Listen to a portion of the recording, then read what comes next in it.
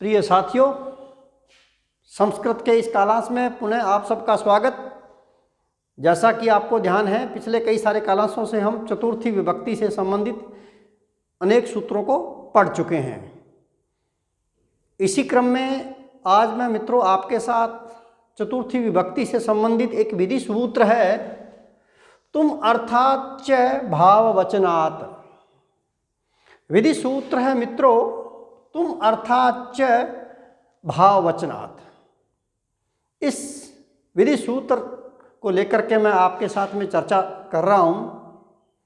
आइए इस विधि सूत्र को देखते हैं। सूत्र है मित्रों, पुनः सुनिए, सूत्र है तुम अर्थात च भाववचनात्। देखिएगा, इसका भावार्थ देखते हैं कि भाववाचक प्रत्ययों का विधान तुमुन अर्थ में हो तो उनसे युक्त शब्दों के योग में चतुर्थी विभक्ति होती है।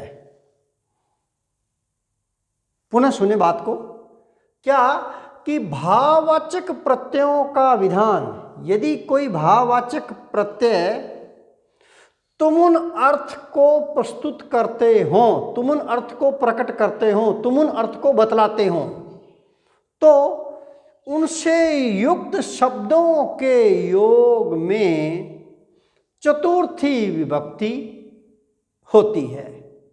अर्थात भाव अर्थ को बतलाने के लिए घय आदि, घय प्रत्यय हो गया, ल्युट प्रत्यय हो गया, घय आदि जिन प्रत्ययों का विधान तुमुन अर्थ में किया गया हो, उन घय आदि प्रत्यांत शब्दों के साथ चतुर्थी विभक्ति का प्रयोग होता है। मित्रों, बात पुनः सुनिएगा कि भाव अर्थ को बतलाने के लिए घय प्रत्यय, ल्युट प्रत्यय, ये भाववाचक प्रत्यय हैं। घय आदि, ल्युट आदि जिन प्रत्ययों का विधान तुमुन अर्थ में किया गया हो, उन भाववाचक शब्दों का अर्थ हो के लिए अर्थ में। तुमुन प्रत्यय होता है के लिए अर्थ में, जैसे पठितुम पढ़ने के लिए, हसितुम हंसने के लिए, चलितुम चलने के लिए, गन्तुम जाने के लिए, के लिए अर्थ में। तो उन भाववाचक जो प्रत्यय हैं, वो यदि वो भाववाचक प्रत्यय के लिए अर्थ को बताएं तो उन घय प्रत्यांत, घय आदि जो प्रत्यय है, लकर बने हुए जो शब्द हैं, उन शब्दों से चतुर्थी विभक्ति मित्रों होती है। ये है इस विधि सूत्र का भावार्थ। मैं आपको उदाहरण देकर के और स्पष्ट कर देता हूं बात को, देखिएगा। पहला उदाहरण है, वह यज्ञ करने के लिए जाता है। देखिएगा, के लिए, वाक्य में के लिए प्रयुक्त हुआ है। वह यज्ञ करने के लिए जाता है, अर्थात स यष्टुम याति, स यष्टुम याति, वह यज्ञ करने के लिए जाता है। और यहां वाक्य में प्रयोग हुआ है यागाय याति। वाक्य प्रयोग क्या किया है? यागाय याति। व्याख्या सुन लीजिएगा कैसे। देखिएगा, यहां याग शब्द यज धातु से घय प्रत्यय लगकर बना है। यज धातु से घय प्रत्यय लगकर मित्रों शब्द बनता है याग, ठीक है ना। और यष्टुम जो है, ये जो यष्टुम है, यष्टुम याति, यज्ञ करने के लिए जाता है, इसमें भी मित्रों यज धातु और तुमुन प्रत्यय लगा है, जिसका अर्थ है यज्ञ करने के लिए, यज्ञ करने के लिए, यज्ञ करने के लिए हो गया। ये यष्टुम का अर्थ है। यज्ञ करने के लिए। और इसी अर्थ को व्यक्त करने के लिए वाक्य में धातु के साथ तुमुन प्रत्यय नहीं लगाना, बल्कि तुमुन प्रत्यय का अर्थ कोई प्रकट करे, वह भाववाचक प्रत्यय। देखिएगा, इसी अर्थ को व्यक्त करने के लिए भाववाचक शब्द यहां याग आया है।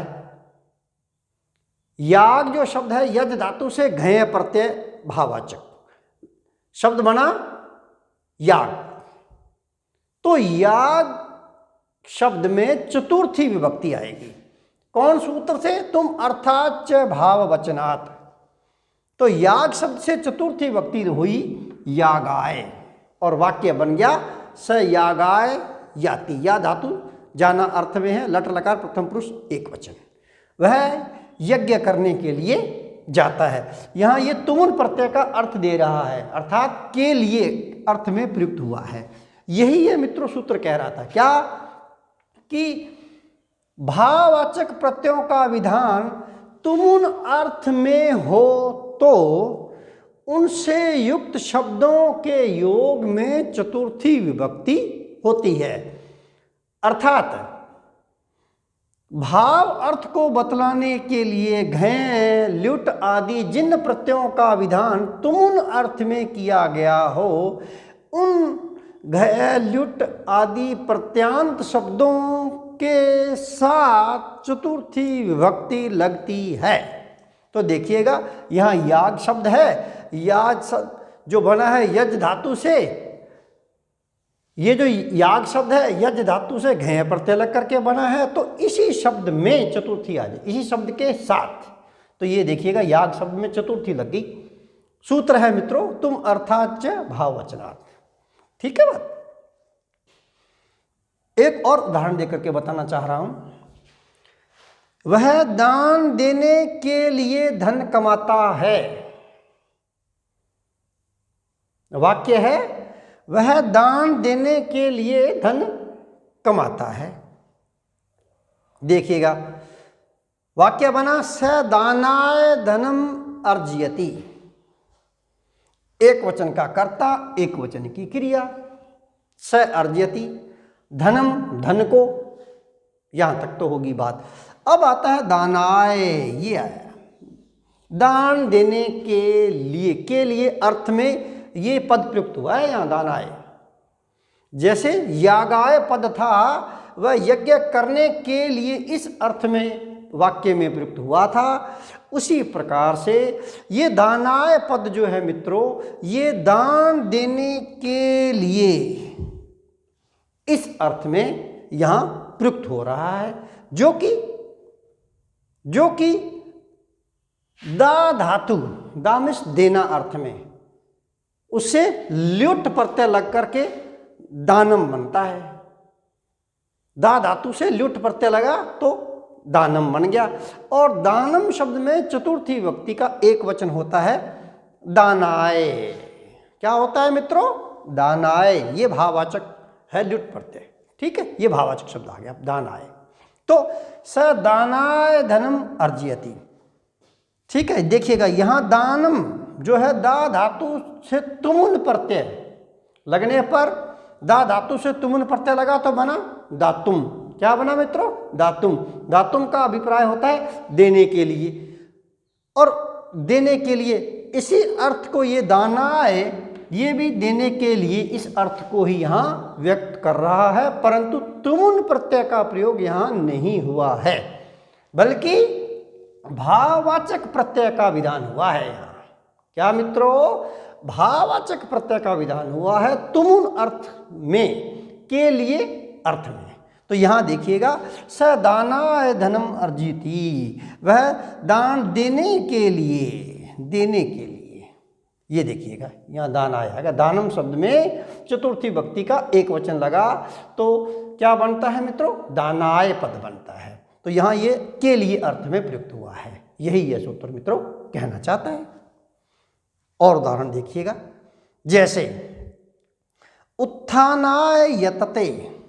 वाक्य है मित्रों क्या? उत्थानाय यतते, उठने के लिए प्रयत्न करता है। क्या? उठने के लिए प्रयत्न करता है। देखिएगा, उत्थानाय, उत्थानाय, उत्थानाय का अभिप्राय है उत्थातुम, उठने के लिए, उठने के लिए। उत्थातुम का जो अर्थ उत्थातुम का है वही अर्थ उत्थानाय का भी है। इस अर्थ को प्रकट करना वाला ये यहाँ पद आ गया उत्थानाय। दोनों का अर्थ है उठने के लिए। देखिएगा, उत्थातुम, उत उपसर्ग, स्था धातु और तुमुन प्रत्यय। उत्थातुम का अर्थ होता है उठने के लिए, और उत्थानम, उत्थानाय, इस पद में उत प्लस स्था धातु धन ल्युट प्रत्यय लगा है, जिसका अर्थ होता है उत्थानम, और उससे चतुर्थी विभक्ति आ गई। कौन सूत्र से? तुम अर्थाच भाववचनात्, ल्युट प्रत्यय लग गया इसमें, तो उत्थानम से ल्युट प्रत्यय लगा तो उत्थानम बन गया, और उत प्लस था प्लस ल्युट प्रत्यय, और चतुर्थी लगी तो उत्थानाय बन गया। तो के लिए अर्थ को यह पद प्रकट कर रहा है। तो यही ये कहना चाहता है कि भाव अर्थ को बताने के लिए जिन प्रत्ययों का विधान तुमुन के लिए अर्थ में किया जाता है, उन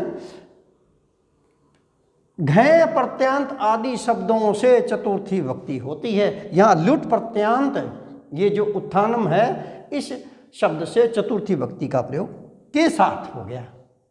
ठीक है मित्रों, और वाक्य बन गया उत्थानाय यतते। अंतिम वाक्य देखिएगा, वह स्नान करने के लिए गंगा तट जाता है। क्या? स्नान करने के लिए, है ना। स्नान करने के लिए अर्थ को यह पद प्रयुक्त कर रहा है, स्नान आए, स्नान करने के लिए। तो देखिएगा, स्ना धातु से तुमुन प्रत्यय लगता है तो स्नातुम बनता है। वह स्नातुम गंगा तटम याति, स्नान करने के लिए गंगा तट जा रहा है, और वही ये इस अर्थ को बता रहा है, ये स्नानम, वही ये बता रहा है। इसलिए इसके साथ में चतुर्थी विभक्ति का यहाँ प्रयोग वाक्य में हुआ है। इसी प्रकार से वह शयन के लिए जाता है, शयन के लिए। देखिएगा, शयनाय, शयनाय, है ना।